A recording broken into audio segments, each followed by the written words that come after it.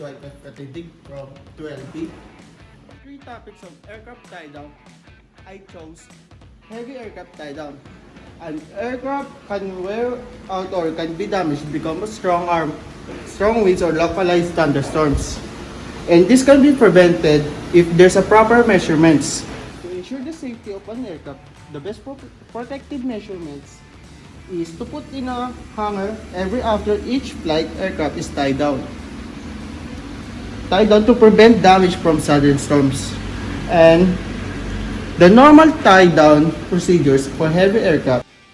Head airplane into prevailing wind whenever possible. Number 2. Install control locks, all covers, and guards. And number 3. Cock all wheels fore and after. And number 4. Attach down and reels to airplane tie down loops, tie down anchors, or tie down stakes. Use tie down stakes for temporary tie down only.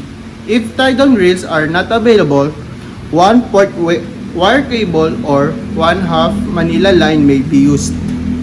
That's all. Thank you.